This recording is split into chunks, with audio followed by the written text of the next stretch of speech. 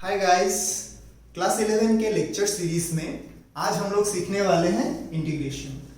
तो देखो, इंटीग्रेशन होता क्या है ये समझने के लिए हम लोग एक एग्जांपल लेंगे। ठीक है, तो मान लीजिए कि आपके पास A4 शीट पेपर तो सबने देखा होगा। A4 शीट पेपर, तो ये जो A4 शीट पेपर होता है इसका एक लेंथ होता है, एक ब्रेथ भी होता है, लेकिन उसका थिकनेस कितना होता है? उसका थिकनेस बहुत ही कम होता है। सही है ना, उसका थिकनेस बहुत ही कम होता है। तो आपके पास अगर एक A4 शीट है तो उसका शेप क्या बोलोगे आप? रेक्टेंगुलर शेप है, उसका शेप है रेक्टेंगुलर। तो अभी आप एक काम करो, आप एक शीट के ऊपर और एक शीट रखो, और एक शीट के ऊपर और एक शीट रखो। ऐसे इसी प्रोसेस को अगर आप कंटिन्यू करके एक के ऊपर एक रखते हुए 500 शीट 500 शीट्स रख दोगे तो आपको क्या शेप मिलेगा? एक क्यूबॉइड शेप मिल जाएगा।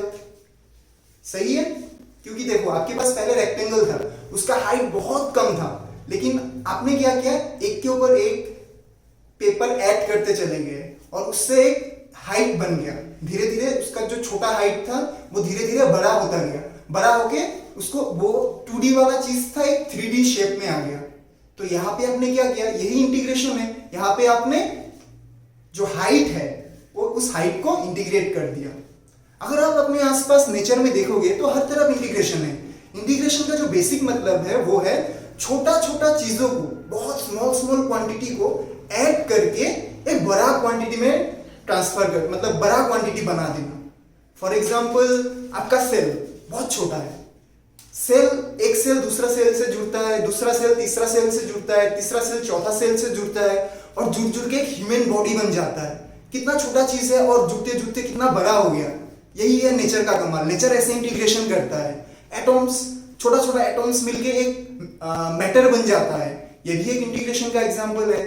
और अगर आप रियल लाइफ में देखना चाहते हो तो आप वाटर का टैंकी जो है, पानी का टैंकी, उसमें आप पहले पानी, सपोज आपने मोटर ऑन किया, पानी का टैंकी खाली है, तो धीरे धीरे धीरे धीरे धीरे धीरे उसका हाइट कंप्लीट हो जाएगा। तो यहाँ पे जो पानी का टैंकी है वो एज ए इंटीग्रेटर काम कर रहा है। तो ये सब जो एग्जांपल्स है वो इंटीग्रेशन का एग्जांपल्स है। ओके, अभी जो हम लोग हैं क्लास 9-10 में बैक चलते हैं। क्लास 9-10 में आप लोगों ने पढ़ा था कि एक लाइन क्या है। लाइन का डेफिनेशन जब आपने पढ़ा था तो आपने पढ़ा होगा collection of point is called line. तो अगर आपको एक पॉइंट मिल गया और उसके बहुत ज्यादा क्लोज, मतलब एक पॉइंट है उसके बाद एक बैक्टीरिया है और उस बैक्टीरिया के बाद और एक पॉइंट है बहुत क्लोज में, फिर और एक पॉइंट है, फिर और एक पॉइंट है, फिर और एक पॉइंट है, और ये जो पॉइंट्स है ना बहुत ज्यादा क्लोज है, तो ये लाइन बन जाता है। तो हम ये कह सकते हैं कि पॉइंट्स का इंटीग्रेशन लाइन होता है, कह सकते हैं। अब और एक चीज देखो, ये लाइन है आपका, ये कोई लाइन है, इसका बहुत क्लोज और एक लाइन है, और इसके और एक और क्लोज तीसरा लाइन है, इसके क्लोज में और एक चौथा लाइन है। तो ये जो लाइंस है, ये लाइंस अभी क्या दे रहा है? अगर हम लोग इस लाइन को इस डायरेक्शन में इंटीग्रेट कर रहे हैं तो हमें एक एरिया मिल रहा है। तो पॉइंट का इंटीग्रेशन जो है वो हमें लाइन देता है, और लाइन का इंटीग्रेशन जो है वो हमें एरिया देता है। वैसे ही आपने क्या किया था, जो एग्जांपल मैंने बताया था, एरिया का इंटीग्रेशन किया था। मतलब एक के ऊपर एक पेपर आप डालते चले गए और आपको एक हाइट मिल गया। एक 2D ऑब्जेक्ट था, उसको आपने 3D में कन्वर्ट कर दिया। तो वो भी एक एग्जांपल है। तो एरिया को जब आप हाइट के रेस्पेक्ट में इंटीग्रेट करोगे तो आपको 3D मिल जाएगा। ओके, अभी हम लोग एक एग्जांपल लेते हैं। तो मान लेते हैं कि आपका जो पापा है वो एक सैलरी होल्डर है। क्या है? सैलरी होल्डर है, मतलब कहीं पे सर्विस करते हैं, और उनका जो इनकम है वो एक दिन का इनकम है 1000 रुपीज। कितना है? 1000 रुपीज। और वो 30 साल से नौकरी कर रहा है, 30 इयर्स से नौकरी कर रहा है। और नौकरी क्या है? 60 इंटू 365 डेज, मतलब जब उनका 60 इयर्स हुआ तब तक उन्होंने नौकरी किया। 30 ईयर्स से स्टार्ट करके 60 ईयर, मतलब टोटल 30 ईयर उन्होंने नौकरी किया। टोटल 30 ईयर्स उन्होंने नौकरी किया। अभी आपका पापा को जो है पर डे सेविंग है 1000 rupees, per day saving 1000 rupees है। तो आपके पापा का टोटल लाइफ में सेविंग कितना हुआ, सोचिए कैसे निकाल सकते हैं। तो आप निकालोगे एक दिन का जितना हुआ। इसको मैं थोड़ा दूसरे अप्रोच से करता हूं ताकि आपको बाद में इंटीग्रेशन का नीड क्या है और इंटीग्रेशन हम क्यों करते हैं, मतलब डायरेक्ट हम लोग इसको कर सकते हैं कि ये जो टोटल ईयर्स इंटू 1000 कर देंगे हो जाएगा। तो आप देखो यहां पे एक एरिया ले लो और ये है 1 डे, तो ये लेंथ भी 1 डे हो जाएगा। ये आपने एक स्ट्रिप ले लिया इस ग्राफ में से, यहां पे आपने एक स्ट्रिप ले लिया, तो ये 1 डे है और ये हाइट है 1000। तो इस पर्टिकुलर डे में उनका इनकम क्या हुआ, 1000 इंटू 1। फिर और एक पर्टिकुलर डे आएगा, नेक्स्ट पर्टिकुलर डे, तो प्लस 1000 इंटू 1। तो ऐसे आप करते चले जाओगे, कब तक करोगे, 60 इंटू 365 तक। तो यहां पे जो मैंने एग्जांपल लिया था वो मैंने इसलिए लिया था, देखो ये एरिया क्या रिप्रेजेंट करता है, ये एरिया क्या रिप्रेजेंट कर रहा है। एक डे में 1000 रुपीज इनकम हुआ, तो 1 इंटू 1000, ये एरिया रिप्रेजेंट कर रहा है एक दिन का इनकम। सिमिलरली दूसरा दिन का इनकम ये एरिया रिप्रेजेंट कर रहा है। तीसरा दिन का इनकम यहां पे कोई एक एरिया होगा वो रिप्रेजेंट करेगा। तो इस ग्राफ, ये जो ग्राफ है उसका एरिया क्या रिप्रेजेंट करेगा, टोटल एरिया, आपके पापा का लाइफ का टोटल इनकम।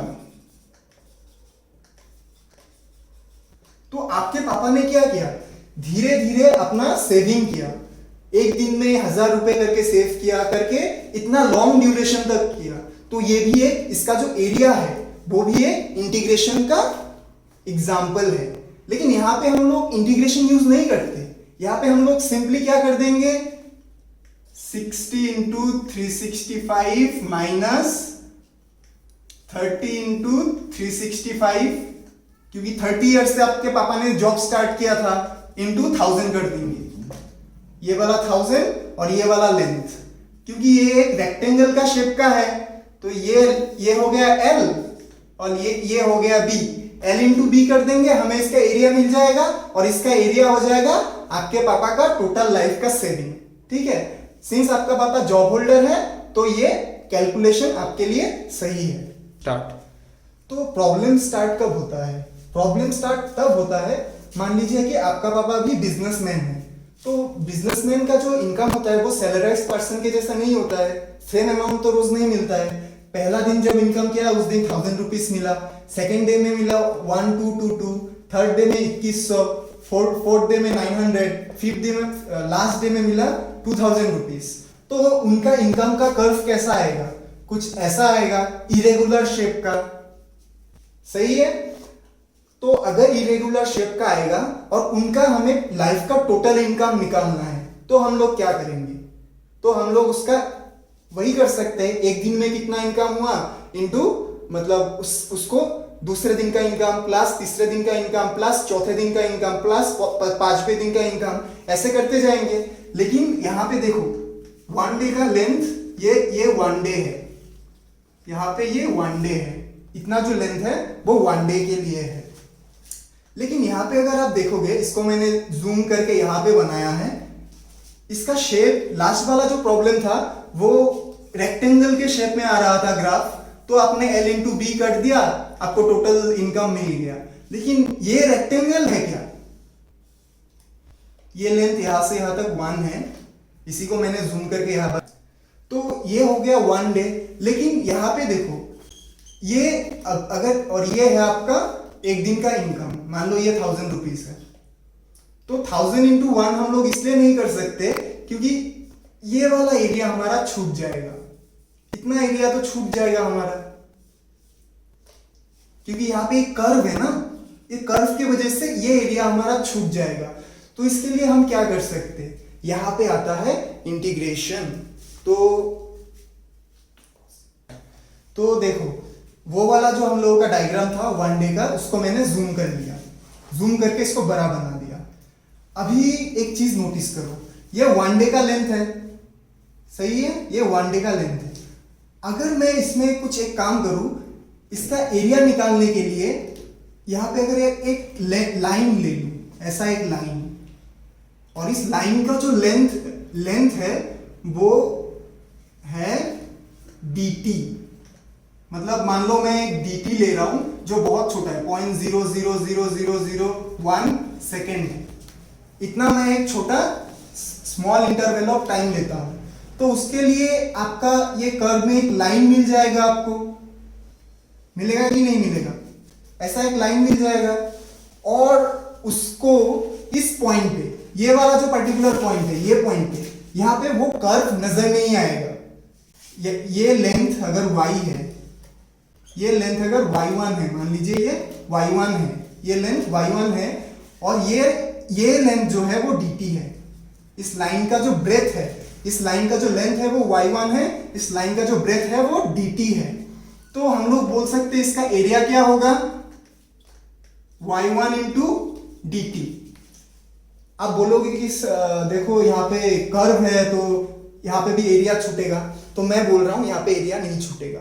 क्यों नहीं छूटेगा, मैंने डिफरेंशिएशन में एक एग्जांपल दिया था। अर्थ का शेप कैसा है, राउंड है, एक कर्व है, लेकिन अर्थ के कंपैरिजन में हम लोग बहुत छोटे हैं, बहुत छोटे मतलब बहुत ही ज्यादा छोटे। तो हम लोग इतने छोटे हैं कि अर्थ का जो कर्व है वो हमें नहीं दिखता। तो उसी हिसाब से यहाँ पे जो हम लोग dt ले रहे हैं, वन डे के कंपैरिजन में 0.00001 सेकेंड बहुत ज्यादा छोटा है। तो उसके लिए इस कर्व में वो इस लाइन में वो कर्व वाला पोर्शन हट जाएगा, सही है। तो यहाँ पे हमें y1 इंटू dt मिल गया। तो उसी के नेक्स्ट क्लोज पॉइंट में, उसी के क्लोज पॉइंट में और एक पॉइंट होगा जिसका एरिया होगा y2, लेंथ हो जाएगा y2 इंटू dt। तीसरा एरिया हो जाएगा y3 इंटू dt। मतलब देखो मैं क्या बोल रहा हूं, ये जो है ये y1 है और ये लेंथ है dt। उसी के जस्ट बगल में और एक दूसरा लाइन है, ये हमारा दूसरा लाइन है, बहुत ही ज्यादा बगल में, बहुत ज्यादा बगल में दूसरा और एक लाइन है जिसका लेंथ है dt, और उसका जो हाइट होगा वो y2 हो जाएगा। तो उसका एरिया आ जाएगा y2 इंटू dt। वैसे ही तीसरा और एक लाइन होगा जिसका एरिया हो जाएगा y3 इंटू dt। ऐसे ही dot dot dot area of the nth जो होगा वो yn इंटू dt होगा। तो यहां से हम लोगों ने स्टार्ट किया था। तो हम अगर इस चीज को इधर भी एक्सटेंड करेंगे, लाइंस को ऐसे इधर एक्सटेंड करेंगे, इधर एक्सटेंड करेंगे, इधर एक्सटेंड करेंगे, तो हमें ये पूरा एरिया मिल सकता है कि नहीं मिलेगा। और उसके लिए हमें क्या करना पड़ेगा, y1 dt plus y2 dt plus y3 dt dot dot dot dot dot yn dt करना पड़ेगा, जिसको हम लोग लिख सकते हैं इंटीग्रेशन ऑफ y dt। तो ये चीज होता है आपका इंटीग्रेशन।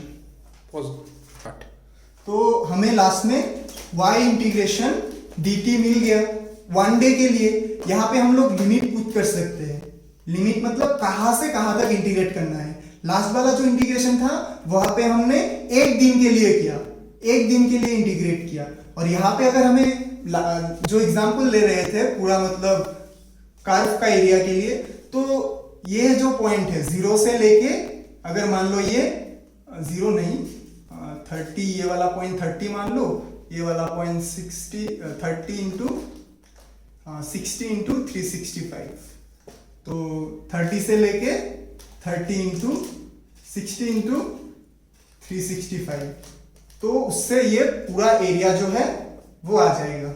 सही है। तो आई होप कि आपने डिफरेंशिएशन का वीडियो देखा होगा। तो कुछ अभी डिस्कस करेंगे कुछ बेसिक प्रॉपर्टी ऑफ इंटीग्रेशन का। तो देखो भाई, इंटीग्रेशन जो है ना उसका डिफरेंशिएशन से बिल्कुल नहीं बनता। इंटीग्रेशन का डिफरेंशिएशन से बिल्कुल नहीं बनता। सही है। अगर आप इसको मोदी मान लोगे ना तो ये इधर डिफरेंशिएशन है ममता दीदी, इतना ऑपोजिट है ये लोग। सही है। अब देखो ये लोग कैसे काम करता है। कोई एक फंक्शन था एफ ऑफ एक्स, या फिर इसको डायरेक्ट एक्स स्क्वायर मान ले रहे। तो एक्स स्क्वायर अपना एक फंक्शन है, वो बेचारा पूरा मस्ती में है, वो जा रहा था रास्ते में और उसको मिल गया है डिफरेंशिएटर,